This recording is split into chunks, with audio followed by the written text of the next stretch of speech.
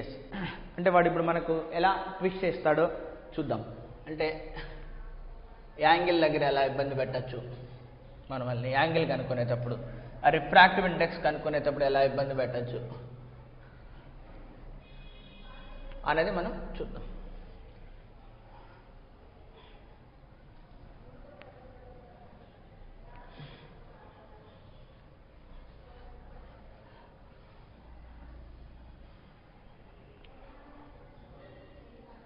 So for determining the angle, so angle కనుక్కునేటప్పుడు angle IR R ఏదో ఒకటి, angle of incidence కానీ angle of refraction కానీ మనం కనుక్కునేటప్పుడు జనరల్గా మనకు ఉన్నట్టు ఏంటిది, so there is a normal, this is the normal, and here will be the light is incident here, this is the incident ray, this is the incident angle, and there will be refracted, so this is the incident light and this is the refracted or transmitted light, this is the angle R. అంతేనా? So there is a relation, angle between two vectors ఎలా కనుక్కుంటాం మనం, angle between two vectors can be determined like this. So we know this formula, cos theta will be is equal to a dot b divided by magnitude of a vector or magnitude of b vector. This is the one relation, dot product of two vectors, we can determine the angle between two vectors. Even there is another law, that is sin theta. Sin theta will be is equal to a cross b, cross product of two vectors, modulus divided by magnitude of a, magnitude of b. So any one thing I can use here, dot product of two vectors or cross product of two vectors can be used to determine the angles. ఇప్పుడు angle of incidence కావాలి అనుకో, దేనికి కావాలి, incident రేకి నార్మల్కి మధ్య angle కావాలి, అంతేనా? So cos of angle I అంటే కాకుండా డైరెక్ట్గా ఇప్పుడు యాంగిల్ అన్నది ఏంటంటే ఇది వస్తుంది, దాని మీనింగ్ ఇది ఇన్సిడెంట్ రే, ఇలా వస్తుంది కదా refracted, this is the incident ray, this is the normal, అంటే ఈ యాంగిల్ ఏమవుతుంది 180 degrees మైనస్ ఐ, అంతేనా వచ్చేది యాక్చువల్గా. యాంగిల్ అంటే దాన్ని టైల్స్ అంటాం, వీటిని tail of this vector and tail of this vector but at the same place. ఇప్పుడు మనము cos of 180 minus I, cos of 180 minus I minus cos I, అంతేనా, cos of 180 minus cos I. So cos of 180 degrees minus I will be is equal to n dot I divided by magnitude of n vector, magnitude of I vector. దీనితో వచ్చేస్తుందా మనకు వాటిది cos I angle. Next, see this is the n vector and this is the refracted vector, and ఈ angle r, అది కూడా ఏమవుతుంది మనకు 180 degrees minus r. So ఇక్కడ మళ్ళీ అది కావాలి, that cos of 180 degrees minus r, so n dot r vector divided by magnitude of n vector and magnitude of r vector. ఇలా మనకి యాంగిల్స్ వస్తాయి, అంతే, ఇంక వాడు ఇంతకనే ట్విస్ట్ ఏం చేయలేడు అక్కడ ఇంకా యాంగిల్. సో మనం ఏదైనా డాట్ ప్రోడక్ట్ అయినా వాడచ్చు, క్రాస్ ప్రోడక్ట్ అయినా వచ్చు. డాట్ ప్రోడక్ట్ ఎలా కనుక్కుంటాం మళ్ళా, ఒక ఏ వెక్టర్ ఒకటి బి వెక్టర్ ఒకటి ఇలా ఇచ్చారు. సో ఏ అన్నది it has a something 2i cap plus 3j cap plus 4k cap, B అన్నది minus 5i cap plus 6j cap minus 7k cap. A dot B కావాలి కదా, magnitudes అయితే కనుక్కోవచ్చు కదా, ఎలా కనుక్కుంటాం magnitude of A. So magnitude of A will be square root of 2 square plus 3 square plus 4 square. What is the magnitude of b? Square root of 5 square plus 6 square plus 7 square. Then what is a dot b? So this with this, this with this, this with this. అంటే I dot I 1 వస్తుంది అంతే కదా, I dot I dot j 0 అంతే కదా. Dot product అంటే cos theta, ఐకి జే, I ఏమో X axis, జే ఏమో వై యాక్సిస్, యాంగిల్ ఎంత ఉంటుంది 90 degrees, కాస్ 90 0. దాని ఐ డాట్ కే అంటే ఎక్స్ యాక్సిస్కి జెడ్ యాక్సిస్కి మళ్ళీ యాంగిల్ ఎంత ఉంటుంది 90 degrees, కాస్ ఇన్వాల్వ్ అయ్యి డాట్ ప్రోడక్ట్లో ఎప్పుడు కాస్ ఇన్వాల్వ్ అయి ఉంటుంది 0. అంటే ఏంది వస్తుంది, ఈ ఒక్క టర్మే వస్తుంది. అంటే 2 into -5 -10 I dot I will be 1 అంటే -10. Then next 3 with this 3 with this 3 with this j dot I 0 3 into 6 18 j dot j 1 18 j dot k 0 మళ్ళీ k with I k with j 0 k with k 1 4 into -7 don't forget the symbol -28 ఎంత వస్తుంది అది -20 నా -20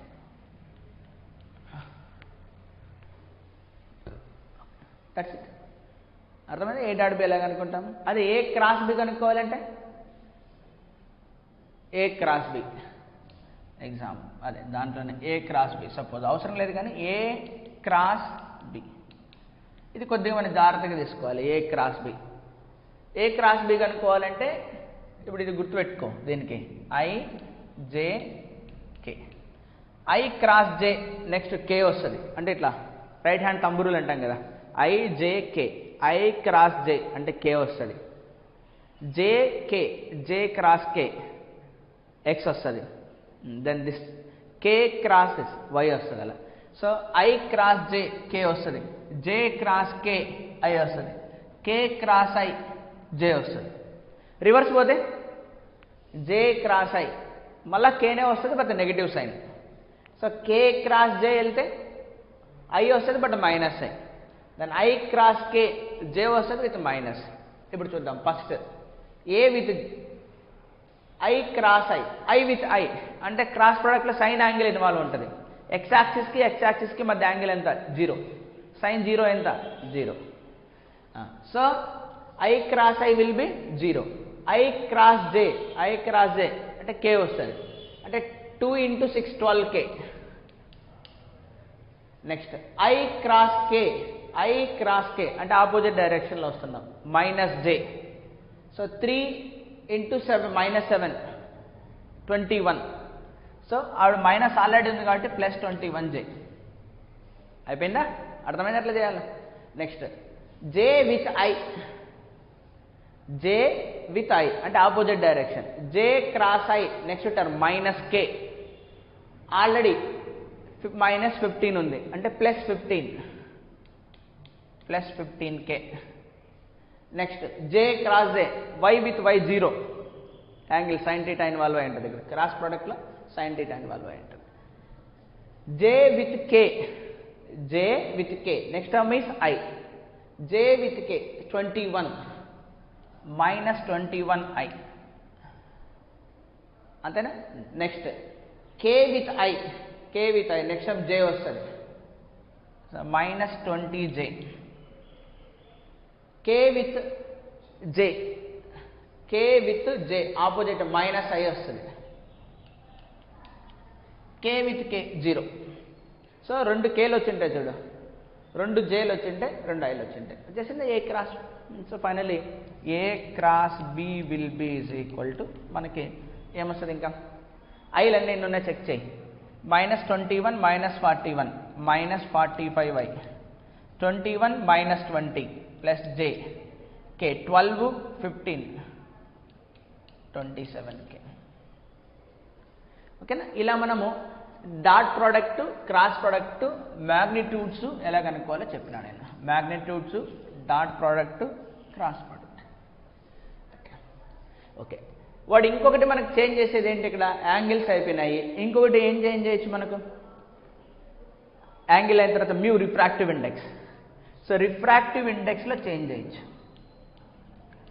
so refractive ఇండెక్స్లో change చేయడానికి వాడికి ఏముంది mu is defined as c/v అన్నాడు అనుకో అంతే కదా మనం డిఫైన్ చేసేది c/v speed of light in suppose frequency అన్నది మనకి ఎలా డిఫైన్ చేస్తాం మనం ఫ్రీక్వెన్సీ ఈజ్ ఈక్వల్ టు వాక్యూమ్లో so frequency in vacuum will be is equal to c/λ0 so ఇంకెన్ని మీడియంలో is equal to velocity on that medium divided by lambda on that medium అంతేనా మనం డిఫైన్ చేసాం బట్ ఫండమెంటల్ ప్రిన్సిపల్ ఏంటి frequency is independent of the medium The fundamental principle is frequency is independent of the medium. So nu naught is equal to nu m. అంటే c by lambda naught will be is equal to v by lambda. అంటే the c by v place లో అంటే c by v place లో lambda naught by lambda పెట్టచ్చా? So lambda naught by lambda. Frequency is independent of medium అన్నది చాలా important. అంటే how many oscillations it is doing అంటే కదా ఫ్రీక్వెన్సీ అంటే number of oscillations it is doing constant. ఓకేనా? ఇది ఒక ఐడియా వాళ్ళు ఇచ్చేది. వేవ్ లెంత్లు ఇచ్చేస్తే కూడా టక్కన దాని రేషియో కనుక్కుంటే వచ్చేస్తుంది మనకు వేవ్ లెంత్ అని వాక్యం అది. ఇంకా ఎలా చేంజ్ చేయొచ్చు వీళ్ళు. సో లైట్ అనేది మనకేంటి ఎలక్ట్రోమాగ్నెటిక్ వేవ్ కదా. చెప్పాను ఇక్కడ పోలరైజేషన్ చెప్పినప్పుడు మ్యాక్స్వెల్ ప్రూవ్డ్ దట్కి electric and magnetic fields speed కనుక్కునేటప్పుడు suddenly he got the speed of light వచ్చిందా ఎక్స్ప్రెషన్. సో మ్యాక్స్వెల్ ప్రూవ్ చేసింటాడు ఏంటది మ్యాక్స్వెల్ ప్రకారం C will be is equal to 1 by square root of mu naught epsilon naught. What is mu naught? Permittivity. mu naught అంటే permeability of vacuum, epsilon naught అంటే permittivity. ఒకటేమో electric ఫీల్డ్కి సంబంధించింది, ఇంకోటేమో magnetic field. ఇది vacuum. అదే మీడియంలో అయితే that will be square root of 1 by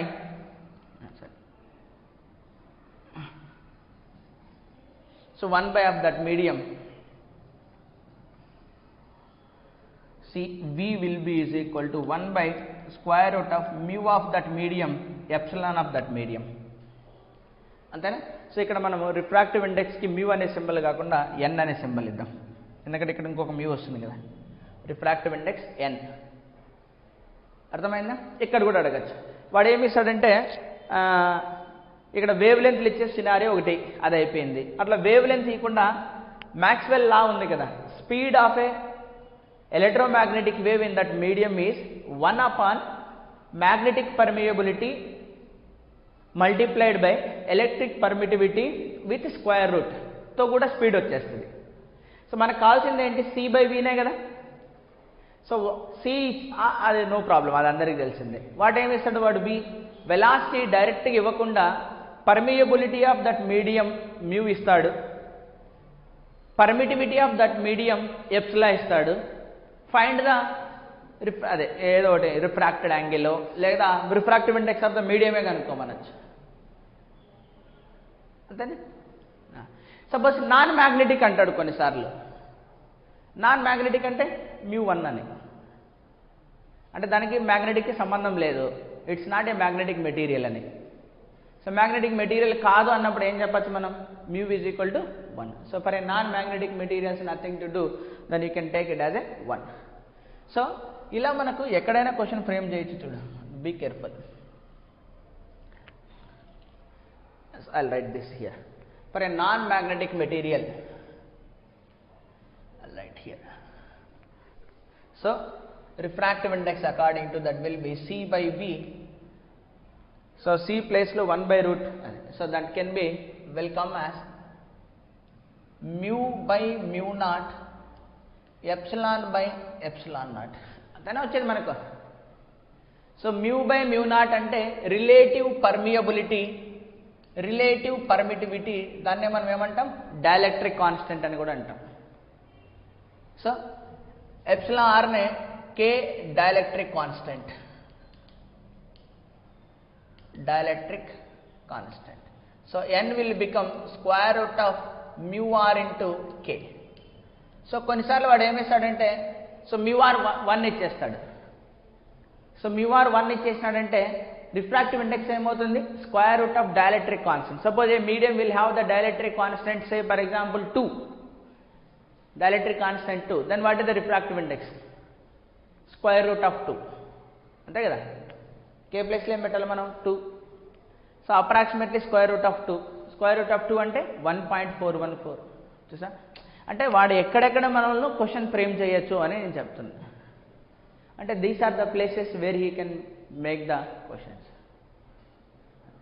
even కొన్నిసార్లు ఇలా కూడా ఇవ్వచ్చు కదా. ఎలా ఇవ్వచ్చు అంటే he might be asking let's say electromagnetic wave is propagating in medium and in medium 2. Medium 1 నుంచి మీడియం 2కి పోతుంది. What is the wave equation? Electromagnetic wave equation ఎలా రాసాం పోలరైజేషన్ చాప్టర్లో? సో వేవ్స్ అనే స్ట్రింగ్స్లో రాసాం కదా. So y is equal to a sin omega t minus kx అలా.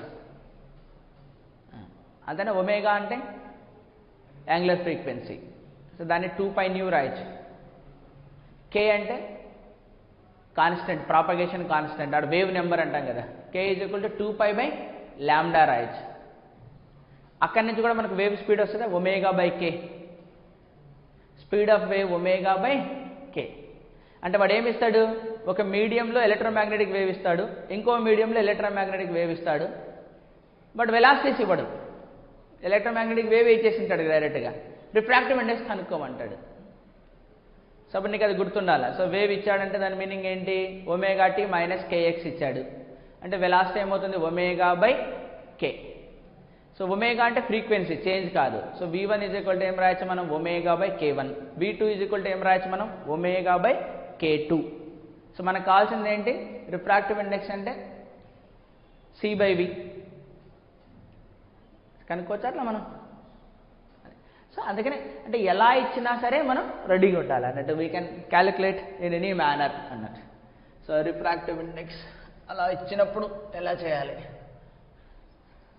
So that I'll write here. So ఒక మీడియంలో నుంచి ఇంకొక మీడియంలోకి పోయేటప్పుడు let's say this is the boundary, he will mention the electromagnetic wave here. అంతేనా? ఇక్కడ ఎలక్ట్రోమాగ్నెటిక్ వేవ్ అంటే electric field అని మెన్షన్ చేయడమే E1, ఇక్కడ ఎలక్ట్రిక్ ఫీల్డ్ మెన్షన్ చేయడమే E2. అంతేనా? E1 mention will be like this. E1 will be is equal to some E0 into sin of omega t minus k1x. ఇక్కడ E2 will be is equal to E0 into sin of omega t minus k2x.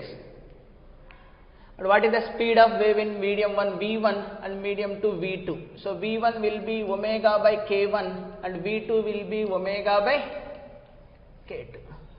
So once v1 v2 వచ్చేసింది, refractive index mu1 mu2 కనుక్కోవచ్చా? Let's say refractive index is n1 here, let's say refractive index will be n2 here.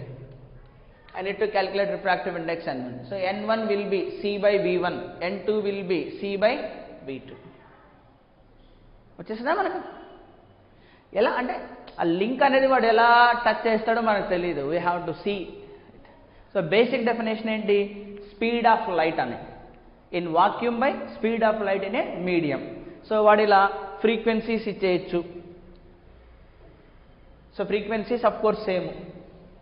So దాని నుంచి మనం వెలాసిటీస్కి వేవ్ లెంత్స్కి link చేయొచ్చు. One way of asking like this. Another way, Maxwell theory ప్రకారం electromagnetic wave ఇలా ఉంటుంది కాబట్టి అలా ఆయన అడిగేది ఇంకొక వే.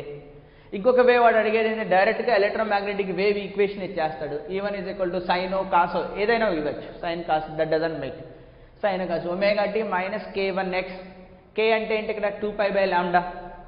సో గుర్తుండాలా, k is equal to 2π/λ and omega is equal to 2πν. Omega is equal to 2πν. What is nu will be here? Frequency. So what is the wave speed ante? Omega by k. So overall ఇంతకన్నా మనకు ఆ Snell's లాలో ఆ basic డెఫినేషన్లో వాటి twist చేసే situations ఏమీ రావు. ఇవే ఇంకా maximum.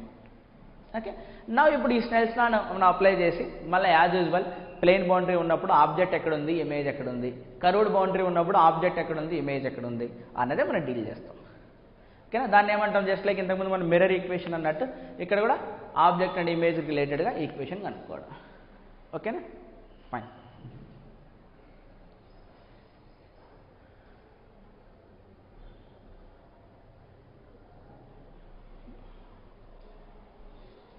మనం ప్రాబ్లమ్ చేస్తూ ఉంటే మనకి అర్థమైపోతుంది వాడు ఎలా ఇచ్చాడు, ఎలా చేయాలి.